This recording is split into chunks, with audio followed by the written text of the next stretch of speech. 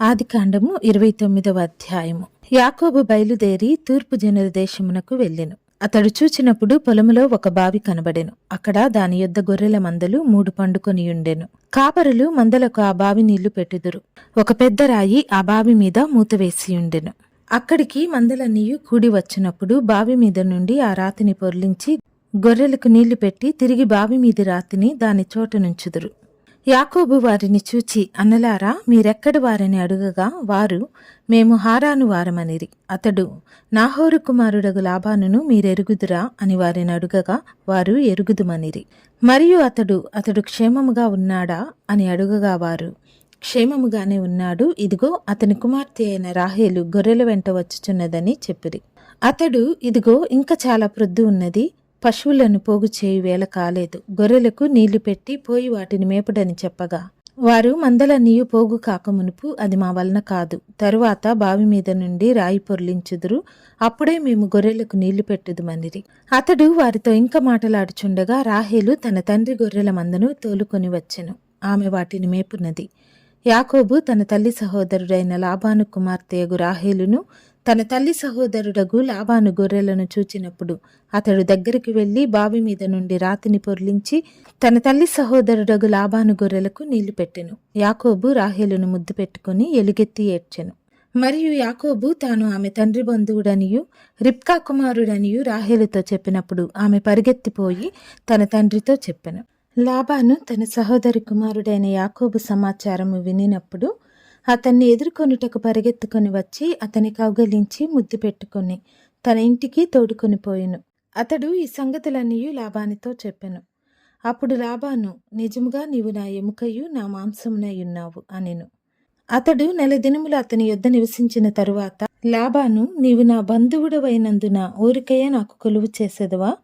నీకేమి జీతము కావలనో చెప్పుమని యాకోబుని అడిగెను. లాబానుకిద్దరు కుమార్తెలుండిరి. వారిలో పెద్దదాని పేరు లేయా, చిన్నదాని పేరు రాహేలు. లేయా జబ్బు కండ్లు కలది, రాహేలు రూపవతియు సుందరియునై ఉండెను.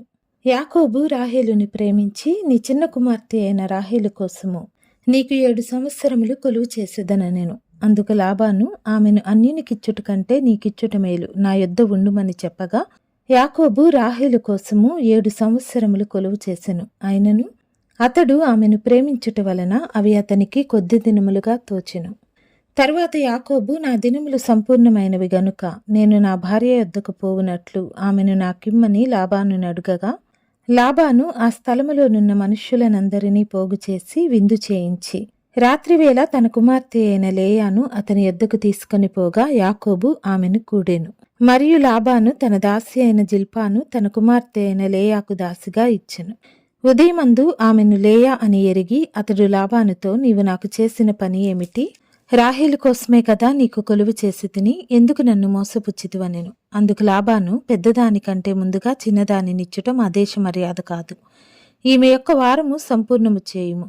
నీవిక 7 సంవత్సరములు నాకు కొలువు చేసిన ఎడల అందుకై ఆమెను కూడా నీకిచ్చెదమని చెప్పగా యాకోబు అలాగు చేసి ఆమె వారము సంపూర్తి అయిన తరువాత అతడు తన కుమార్తె అయిన రాహేలును అతనికి భార్యగా ఇచ్చెను.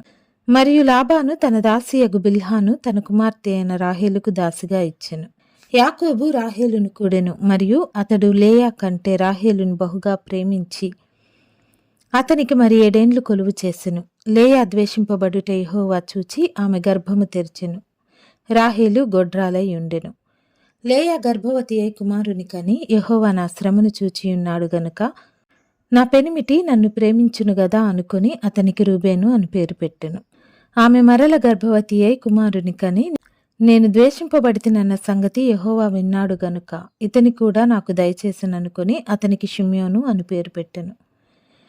ఆమె మరల గర్భవతి అయి కుమారుని కని, తుదకు ఈసారి నా పెనిమిటి నాతో హత్తుకొని ఉండును, అతనికి 3 కుమారులను కంటిననుకొనెను.